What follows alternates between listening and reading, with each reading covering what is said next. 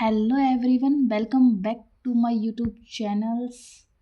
Bio booster boost your biology boost your future. आज हम cell biology का बहुत इंपॉर्टेंट टॉपिक एंडोप्लाज्मिक रेटिकुलम यानी ईआर पढ़ेंगे।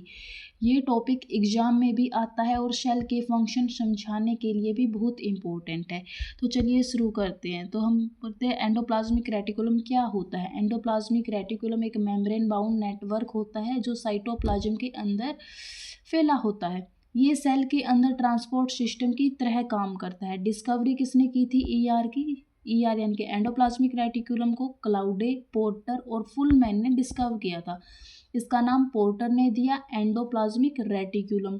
इसकी हम अक्रेंस देखेंगे, ठीक है। अक्रेंस का मतलब होता है कि कहाँ मिलता है ये।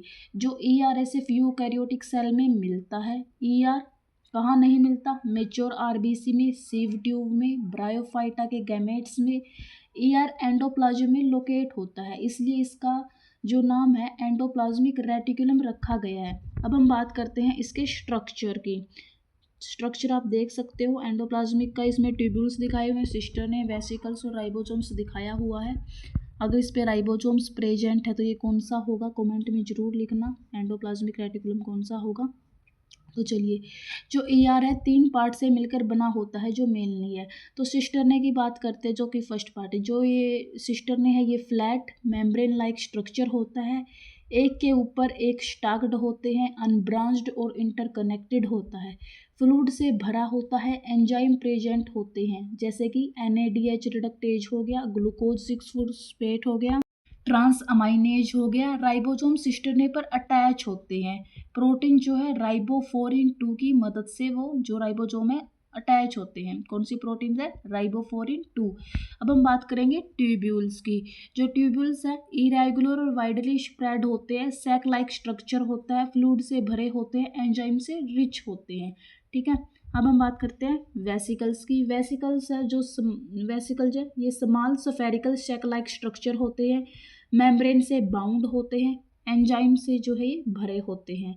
इसके स्पेशल पॉइंट देखो, जो स्पर्मेटोसाइट में सिर्फ वेसिकल्स होते हैं, एडिपोज टिश्यू में सिर्फ ट्यूब्यूल्स होते हैं, मसल सेल में ईआर को सैक्रोप्लाज्मिक रेटिकुलम कहते हैं जो कैल्शियम आयन स्टोर करते हैं। एक्टिव सेल में सिस्टरने ज़्यादा होते हैं। टाइप ऑफ एंडोप्लाज्मिक रेटिकुलम की बात करते हैं तो इसके जो है 2 टाइप हैं, rough endoplasmic reticulum and smooth endoplasmic reticulum. Rough endoplasmic reticulum की बात करते हैं हम। रफ है जब राइबोसोम सिस्टरने पर अटैच होते हैं, इसका मेन काम प्रोटीन सिंथेसिस का होता है, इसे हम रफ एंडोप्लाज्मिक रेटिकुलम कहते हैं। जो ये कहाँ पे मिलते हैं ज़्यादातर? ये प्लाज्मा सेल में, इंटरस्टिशियल सेल में, प्लांट पैरेनकाइमा में मिलते हैं।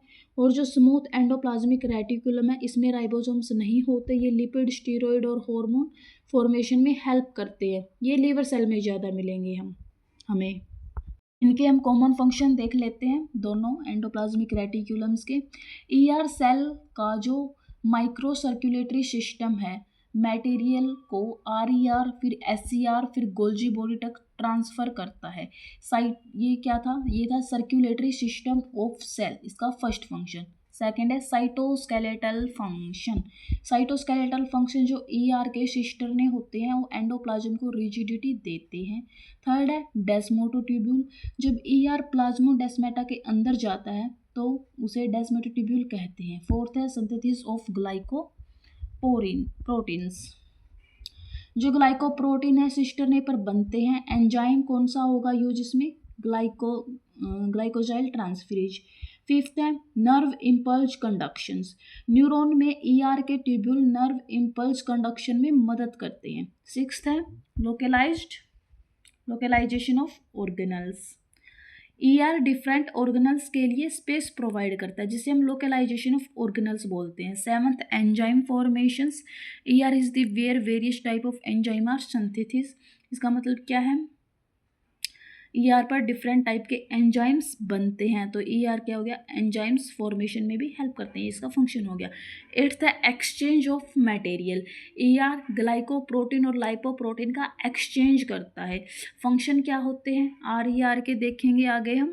ये जो अभी हमने देखा ये बोथ के फंक्शन थे, यानी कि RER स्मूथ के भी और रफ के भी। अब हम जो स्पेशल फंक्शन है जो RER परफॉर्म करते हैं और SCR परफॉर्म करते हैं वो देखते हैं। जो RER है उसका फंक्शन है अटैचमेंट ऑफ राइबोसोम्स, यानी कि राइबोसोम्स की अटैचमेंट होता है। ठीक है, राइबोसोम्स का जो अटैचमेंट हो गया वो हो गया। प्रोटीन सिंथेसिस हो गया।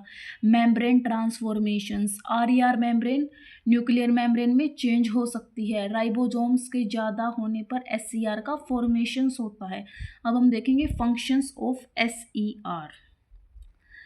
स्टीरॉयड और हार्मोन फॉर्मेशंस होती है। गोल्जी बॉडी और membrane formation, glycogen metabolism, glycogen को ग्लूकोज में कन्वर्ट करता है। डिटॉक्सिफिकेशन होती है SCR में, ये इंपॉर्टेंट पॉइंट है। टॉक्सिक सब्सटेंस को SCR डिटॉक्सिफाई करता है, इसका मतलब है डिटॉक्सिफिकेशंस।